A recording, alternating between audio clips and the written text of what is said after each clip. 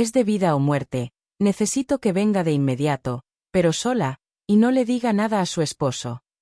La voz de la doctora sonó tan seria que sentí como el aire me faltaba por un segundo, porque apenas había pasado una semana desde mi ultrasonido y, aunque llevaba días con una inquietud que no sabía explicar, jamás imaginé que recibiría una llamada así, mucho menos con esa advertencia que me pedía ocultarle todo al hombre con quien compartía mi vida.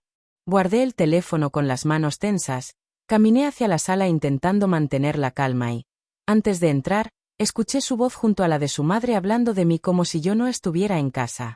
Comentaban mis estudios con desprecio, reduciendo mi valor a la posibilidad de darle hijos, hasta que ella soltó que yo solo estaba haciendo perder el tiempo, provocando que él respondiera que no pensaba quedarse atado a alguien que no podía darle familia y que, al final, esa casa también le pertenecía.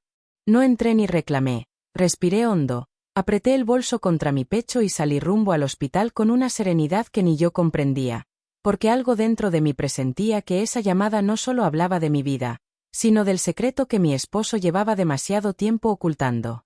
El trayecto al hospital se sintió más largo de lo que realmente era porque mi mente no dejaba de unir la advertencia de la doctora con las palabras que había escuchado minutos antes en la sala de mi casa, formando una presión constante en el pecho que no me permitía pensar con claridad, como si algo grave estuviera por revelarse en más de un sentido. Al llegar, el personal me hizo pasar sin demora, detalle que aumentó mi inquietud, y cuando entré al consultorio noté que la doctora no tenía la expresión tranquila de otras veces, sino una seriedad que confirmaba que su llamada no había sido una exageración. Antes de explicarme nada, me pidió que tomara asiento, que respirara profundo y que le confirmara que había acudido sola, insistiendo en ese punto con una firmeza que me hizo asentir sin hacer preguntas, aunque por dentro el miedo ya comenzaba a crecer. Mientras acomodaba mi bolso sobre las piernas, el celular vibró varias veces seguidas, interrumpiendo el silencio tenso del consultorio. El nombre de mi esposo apareció en pantalla acompañado de mensajes que no reflejaban preocupación, sino molestia porque había salido sin avisar, reclamando que su madre había preparado comida y que no era correcto desaparecer de esa forma, insinuando incluso que seguramente estaba exagerando por los resultados del ultrasonido. Seguí leyendo sin responder, sintiendo como cada palabra confirmaba la distancia emocional que llevaba tiempo creciendo entre nosotros, hasta que una nueva notificación desplazó la conversación hacia arriba. Provenía de un número desconocido y mostraba la vista previa de una imagen que dudé en abrir, aunque una corazonada me hizo tocar la pantalla. La fotografía cargó revelando a mi esposo sentado en un restaurante, demasiado cerca de una mujer joven que sonreía mientras apoyaba la mano sobre su brazo con naturalidad, acompañada de un mensaje que decía que pronto ya no tendrían que esconderse porque ahora sí formarían una familia de verdad. El impacto fue inmediato, pero lo que terminó de romper cualquier duda llegó segundos después cuando apareció otra imagen, esta vez un ultrasonido distinto al mío junto a la frase que confirmaba 3 meses de embarazo y aseguraba que él ya estaba al tanto. Guardé el teléfono con movimientos lentos, levanté la mirada hacia la doctora intentando mantener una serenidad que no reflejaba el caos que llevaba dentro y crucé las manos sobre el regazo mientras ella me observaba en silencio, como si supiera que mi mundo personal acababa de derrumbarse incluso antes de que me revelara la razón médica que motivó su llamada. Porque mientras él creía que yo seguía sin saber nada, yo estaba sentada a segundos de descubrir hasta dónde llegaba el secreto que llevaba ocultando. La doctora permaneció en silencio unos segundos después de que levanté la mirada, como si estuviera evaluando cuánto podía decirme sin que me quebrara en ese mismo instante, y luego deslizó una carpeta sobre el escritorio pidiéndome que la abriera con calma porque lo que iba a ver requería que mantuviera la cabeza fría. Mis manos temblaban, pero aún así obedecí, encontrando dentro varios estudios, análisis de sangre y reportes que reconocí de inmediato porque pertenecían a mi proceso médico reciente. Lo extraño no estaba en mis resultados, sino en un documento colocado al final que no llevaba mi nombre. Pregunté qué significaba y ella respiró hondo antes de responder que necesitaba hacerme una pregunta delicada, una que no podía formular si mi esposo estaba presente porque podía alterar todo el contexto clínico. Sentí un nudo en la garganta mientras asentía, dándole permiso de continuar. Entonces señaló un apartado específico del informe y explicó que, según mis estudios, yo no presentaba ninguna condición que impidiera un embarazo natural, que físicamente todo estaba dentro de parámetros normales y que incluso mis probabilidades eran altas considerando mi edad y estado de salud. Esa información chocó de frente con años de escuchar lo contrario dentro de mi propia casa. Antes de que pudiera procesarlo, giró la carpeta y dejó visible otro análisis, uno masculino, donde ciertos valores estaban marcados con observaciones médicas que yo no entendía del todo, pero cuya conclusión sí fue clara cuando ella la dijo sin rodeos. Existía una imposibilidad biológica para que mi esposo pudiera embarazar a una mujer de forma natural.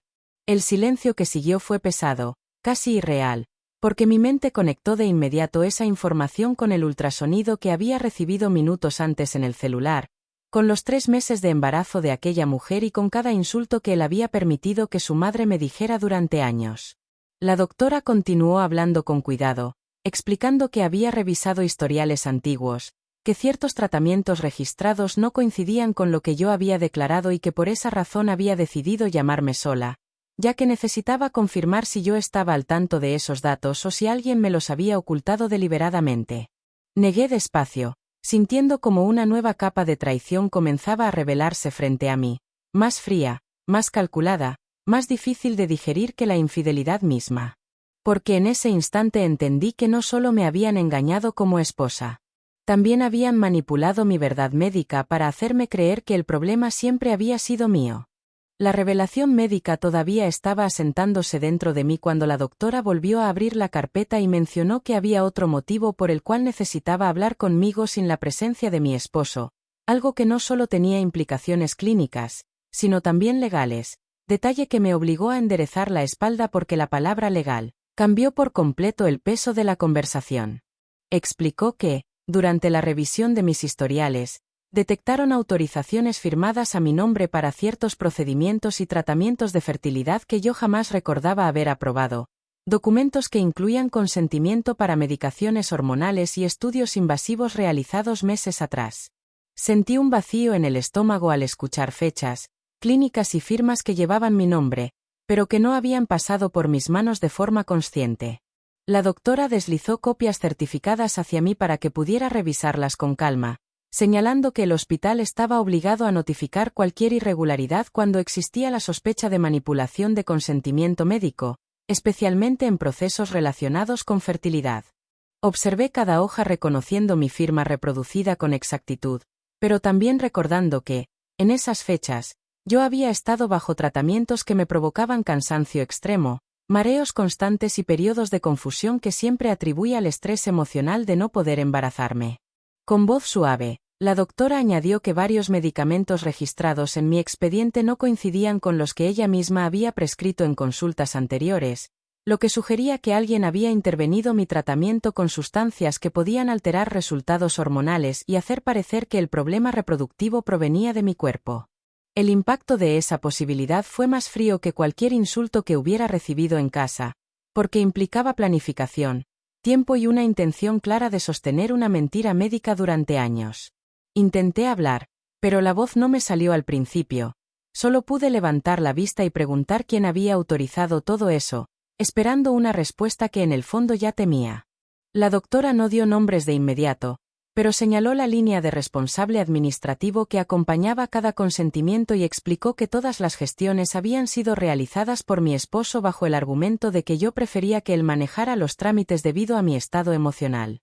El silencio que llenó el consultorio fue distinto a los anteriores, más denso, más definitivo, porque en ese momento entendí que no solo me había sido infiel ni que solo había permitido humillaciones familiares, sino que también había construido un escenario médico diseñado para convencerme de que yo era insuficiente. Y mientras esa verdad terminaba de acomodarse dentro de mí, supe que la llamada de vida o muerte no hablaba únicamente de mi salud. Hablaba de la magnitud del engaño que llevaba años ocurriendo frente a mis ojos sin que yo pudiera verlo. La doctora me pidió que permaneciera sentada unos minutos más porque, debido a las irregularidades detectadas en mi expediente, el hospital ya había activado un protocolo interno que no podía detenerse, aclarando que su llamada de vida o muerte no se refería únicamente a un riesgo físico inmediato, sino al nivel de intervención médica indebida que había sufrido sin saberlo. Escuchar eso me dejó inmóvil, intentando dimensionar hasta dónde llegaba todo, cuando tocaron la puerta del consultorio. No era una enfermera. Entraron 2 personas vestidas de forma formal que se presentaron como representantes legales del hospital, explicando con un tono respetuoso pero firme que necesitaban hacerme algunas preguntas y entregarme documentación oficial relacionada con el uso indebido de mi consentimiento médico. Colocaron sobre el escritorio un sobresellado que contenía copias certificadas de los procedimientos autorizados, registros de compra de medicamentos y transferencias vinculadas al pago de tratamientos que yo nunca solicité. Mientras hablaban, comprendí que aquello ya no era solo una sospecha clínica, sino un caso documentado que había escalado a instancia legal. Uno de ellos explicó que, debido a la gravedad, el hospital estaba obligado a notificar a la autoridad sanitaria y que, de comprobarse manipulación deliberada de tratamientos o falsificación de consentimiento, podrían existir consecuencias penales para la persona responsable. Sentí el pulso en las sienes al escuchar la palabra penales, no por miedo, sino por la magnitud de lo que comenzaba a revelarse. También me informaron que, como medida de protección, habían bloqueado cualquier acceso de terceros a mi expediente, incluyendo autorizaciones futuras, movimientos administrativos y solicitudes médicas realizadas a mi nombre.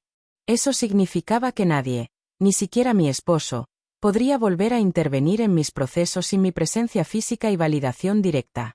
Firmé de recibido los documentos con una calma que contrastaba con la tormenta que llevaba dentro, consciente de que cada firma que ahora hacía era distinta a las que habían falsificado antes, porque esta vez estaba recuperando el control de mi propia historia.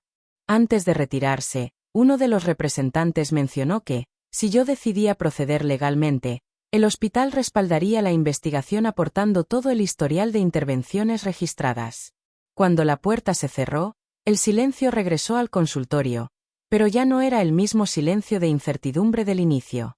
Era el silencio que aparece cuando la verdad deja de ser sospecha y se convierte en evidencia. Y mientras sostenía aquel sobre entre las manos, entendí que mi esposo todavía creía que yo seguía sin saber nada. Sin imaginar que la autoridad ya estaba a un paso de tocar también la puerta de nuestra casa.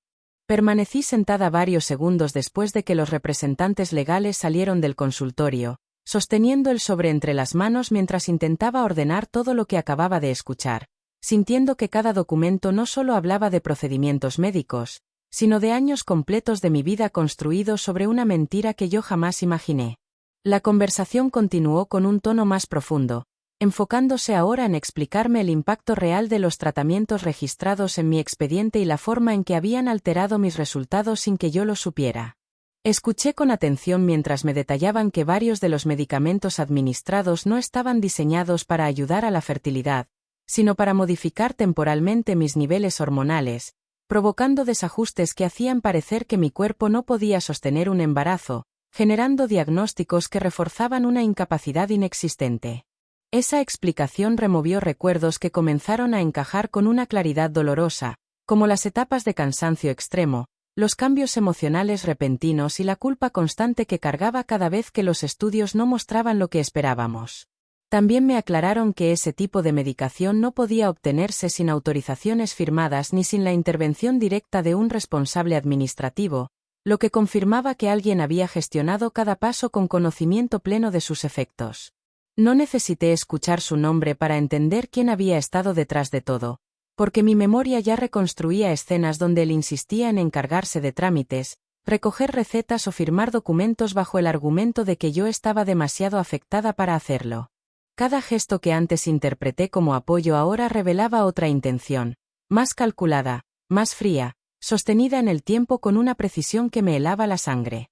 Mientras procesaba esa verdad, surgió la pregunta que terminó de unirlo todo, relacionada con la posibilidad de que existiera una relación paralela donde la otra mujer sí pudiera embarazarse, hipótesis que, según me explicaron, era frecuente cuando se detectaban manipulaciones de fertilidad dentro de un matrimonio. Las imágenes que había recibido en el celular regresaron a mi mente con fuerza, junto al ultrasonido de 3 meses y la seguridad con la que aquella mujer hablaba de formar una familia con él, encajando ahora no como una coincidencia dolorosa, sino como parte de un plan sostenido durante años para liberarse de mí sin asumir responsabilidad. Respiré hondo apoyando las manos sobre las piernas para mantener firme la postura, sintiendo como la tristeza comenzaba a transformarse en una claridad distinta, menos frágil y más consciente. Porque en ese instante entendí que no había sido solo una infidelidad ni un error momentáneo, sino una estrategia diseñada para hacerme sentir insuficiente, desgastarme emocionalmente y justificar su salida. Levanté la mirada con serenidad y hablé por primera vez sin temblar, reconociendo en voz alta una verdad que acababa de formarse dentro de mí. Llevaba años preparándose para dejarme, sin imaginar que, al mismo tiempo, me estaba preparando para descubrirlo todo. Salí del hospital con la carpeta protegida contra mi pecho, caminando despacio hacia el estacionamiento mientras sentía que el mundo afuera seguía moviéndose con normalidad, ajeno al derrumbe silencioso que acababa de ocurrir dentro de mi vida. Cada paso que daba estaba acompañado de una claridad nueva que reemplazaba la confusión con la que había llegado horas antes, porque ahora no solo tenía sospechas ni intuiciones, tenía documentos, registros y explicaciones que confirmaban que la traición había sido planeada con tiempo.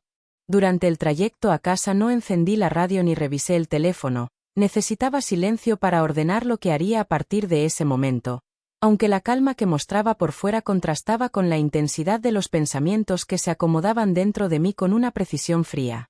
Al estacionarme frente a la casa noté varios autos que no reconocí de inmediato, pero no le di importancia hasta que entré y escuché risas provenientes del comedor, risas que sonaban relajadas, confiadas, como si celebraran algo que ya daban por seguro. Avancé sin hacer ruido y la escena terminó de mostrarme el nivel de seguridad que tenían.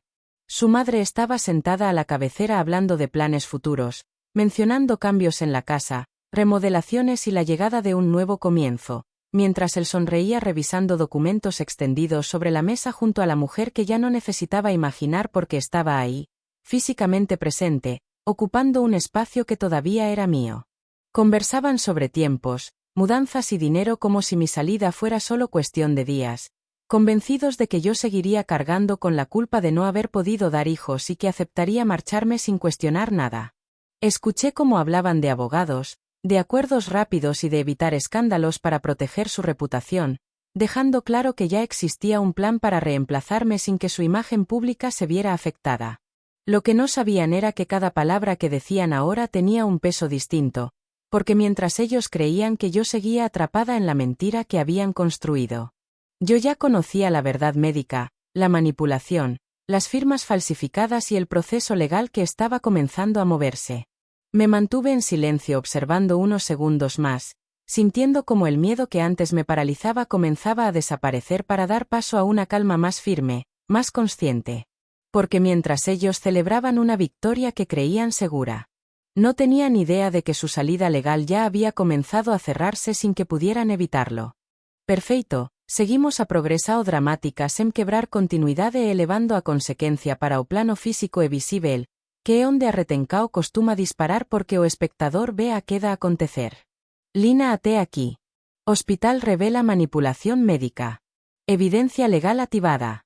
Protagonista descobre amante y embarazo. Antagonistas celebrando falsa victoria en casa. Público já sabe que a queda é inevitável. Agora entramos no bloco de impacto visual.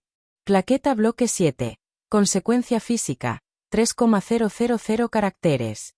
Permanecí unos segundos más observando desde el pasillo antes de que mi presencia fuera notada, no por miedo a enfrentarlos, sino porque necesitaba registrar cada detalle de la escena que estaban construyendo sobre mi ausencia, como si documentara mentalmente el momento exacto en que su seguridad alcanzaba el punto más alto antes de desplomarse.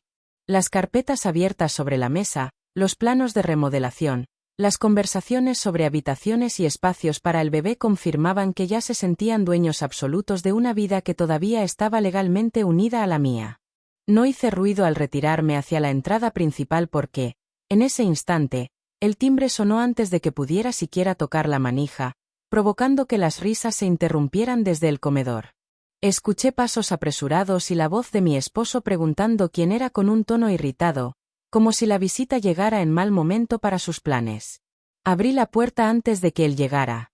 Del otro lado había dos hombres vestidos de forma formal acompañados por un actuario que sostenía una carpeta oficial con sellos visibles, quienes preguntaron por él utilizando su nombre completo mientras me explicaban que traían una notificación legal que debía entregarse de manera personal. Su expresión cambió en cuanto los vio pasar, primero confundida, luego tensa, intentando mantener la compostura frente a su madre y la mujer que permanecía sentada sin entender lo que ocurría. El actuario leyó en voz alta el motivo de la diligencia, detallando que existía una investigación abierta relacionada con falsificación de consentimiento médico, manipulación de tratamientos y uso indebido de identidad sanitaria, informándole que debía presentarse a declarar y que quedaba formalmente notificado de un proceso que podía escalar a responsabilidad penal. El silencio que siguió fue absoluto, tan denso que nadie se atrevió a moverse mientras las palabras legales llenaban el espacio que minutos antes estaba ocupado por planes de celebración. Intentó interrumpir, negar, preguntar de qué se trataba, pero cada intento fue contenido por la formalidad del procedimiento que no dejaba espacio para discusiones domésticas. Mientras firmaba de recibido con manos tensas, otro documento fue colocado sobre la mesa, esta vez relacionado con la propiedad de la casa, indicando que, debido al proceso en curso y a medidas preventivas solicitadas por mi representación legal, cualquier intento de transferencia, remodelación o cambio de titularidad quedaba suspendido hasta nuevo aviso. Su madre fue la primera en reaccionar, cuestionando, alzando la voz, exigiendo explicaciones que nadie le dio. Yo permanecí de pie cerca de la puerta, en silencio, observando cómo la seguridad que habían mostrado minutos antes comenzaba a desmoronarse frente a una realidad que ya no podían controlar. Porque mientras ellos creían que yo estaba sola y sin defensa, la consecuencia física de su plan ya había comenzado a tocar su puerta. El ambiente dentro de la casa cambió de forma inmediata después de que los funcionarios se retiraron, dejando tras de sí un silencio espeso que ya no tenía nada que ver con comodidad, sino con la sensación clara de que algo irreversible había comenzado a moverse bajo sus pies. Nadie retomó la conversación donde la habían dejado, ni volvió a mencionar remodelaciones o futuros planes, porque la seguridad que habían mostrado minutos antes se había transformado en miradas tensas y preguntas sin respuesta.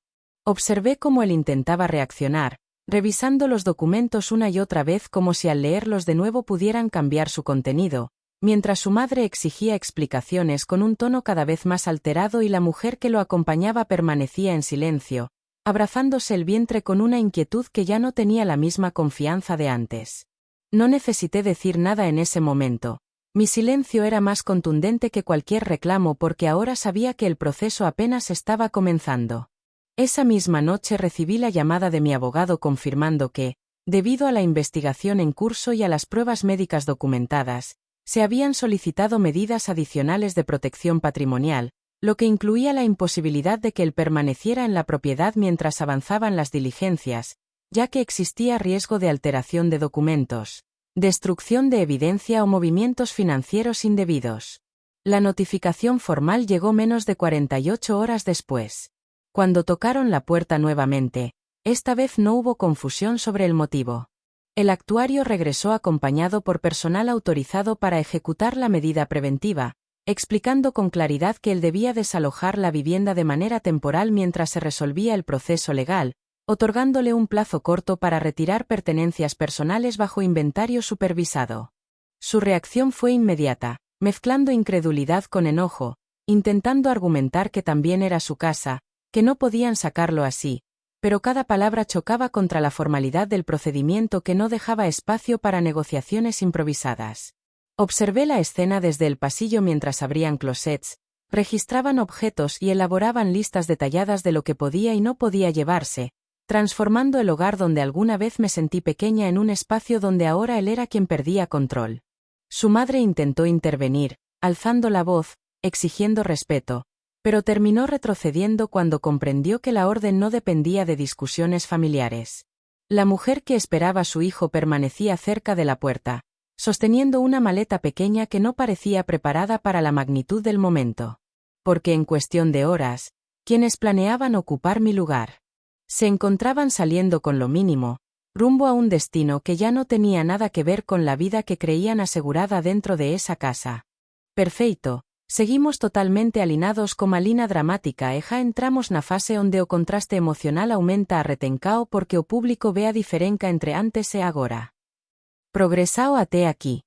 Autoridades notifican. Proceso penal en curso.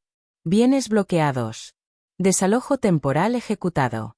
Antagonistas pierden el espacio que creían suyo.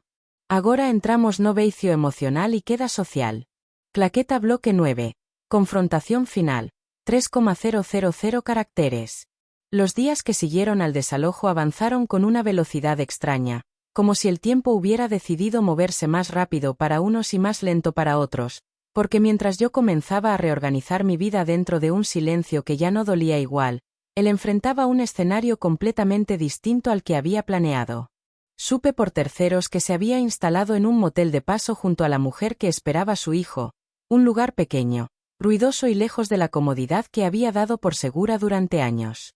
Las fotografías que alguna vez me enviaron con orgullo ahora circulaban de otra forma, mostrando la incomodidad de una convivencia improvisada, las discusiones constantes y la presión económica que empezó a crecer cuando sus cuentas quedaron bajo revisión preventiva. No sentí satisfacción inmediata al saberlo, sino una calma profunda que nacía de entender que cada consecuencia estaba conectada directamente con sus decisiones. Pasaron algunas semanas antes de que volviera a verlo frente a frente. La reunión ocurrió en una oficina legal donde debía avanzarse con temas patrimoniales y responsabilidades médicas derivadas de la investigación, un espacio neutro que contrastaba con la carga emocional que ambos llevábamos. Al entrar noté su aspecto distinto, más cansado, más tenso, lejos de la seguridad que mostraba cuando hablaba de reemplazarme sin dificultad. Intentó iniciar la conversación con un tono conciliador, diciendo que todo se había salido de control, que nunca imaginó que las cosas llegarían tan lejos y que debíamos resolver como adultos para no perjudicarnos más. Escuché sin interrumpir, manteniendo la serenidad que había construido desde el día de la llamada médica, hasta que mencionó que, pese a todo, yo debía entender que él necesitaba rehacer su vida ahora que sería padre. Esa frase marcó el punto exacto donde decidí hablar. Le recordé con claridad que, según los estudios médicos certificados que ya formaban parte de la investigación, existía una imposibilidad biológica para que él lograra un embarazo de forma natural, información que lo dejó en silencio inmediato porque entendió que yo ya conocía la verdad completa. También mencioné que los consentimientos falsificados, los tratamientos manipulados y la intervención indebida en mi salud no solo habían destruido el matrimonio, sino que habían abierto un proceso que no dependía de mi voluntad de tener.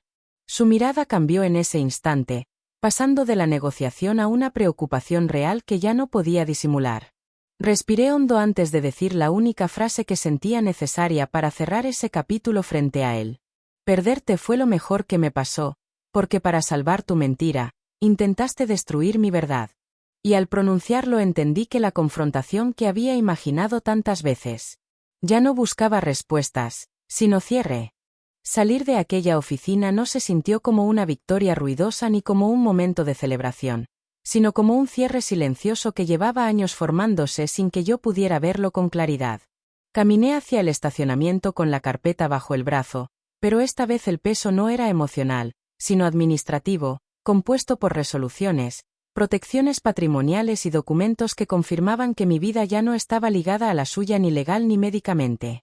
Las semanas posteriores transcurrieron en un proceso de reconstrucción que no fue inmediato ni perfecto, pero sí profundamente consciente, porque por primera vez en mucho tiempo tomaba decisiones sin culpa ni presión externa. La casa, que antes se sentía cargada de tensión, comenzó a transformarse poco a poco con cambios sencillos que no buscaban lujo, sino paz, espacios más claros, objetos que elegí sin pedir opinión y silencios que dejaron de ser incómodos para volverse necesarios. También retomé controles médicos, esta vez acompañada únicamente por profesionales que respetaban mi voz y mi presencia, confirmando que mi salud estaba estable y que las probabilidades de embarazo seguían intactas si así lo decidía en el futuro, noticia que recibí sin ansiedad, entendiendo que mi valor ya no estaba condicionado a la maternidad como otros me hicieron creer. Supe por informes legales que el proceso en su contra avanzaba con pruebas sólidas, incluyendo registros hospitalarios, firmas falsificadas y adquisición indebida de medicamentos, situación que complicaba no solo su estabilidad económica, sino también su reputación profesional. No busqué más detalles porque ya no los necesitaba para sentir justicia. Una tarde, mientras cerraba la puerta principal después de una jornada tranquila, me detuve unos segundos sosteniendo las llaves nuevas entre los dedos, observando cómo la luz del interior iluminaba un espacio que ahora sí sentía completamente mío. En ese instante entendí que el mayor error que cometieron no fue la infidelidad ni la mentira médica. Fue subestimar a quien creían demasiado débil para descubrir la verdad y reconstruirse después. Cerré la puerta con calma, respiré hondo y avancé hacia una vida que ya no estaba definida por el abandono, sino por la certeza de que incluso las traiciones más profundas pueden convertirse en el punto exacto donde comienza la libertad.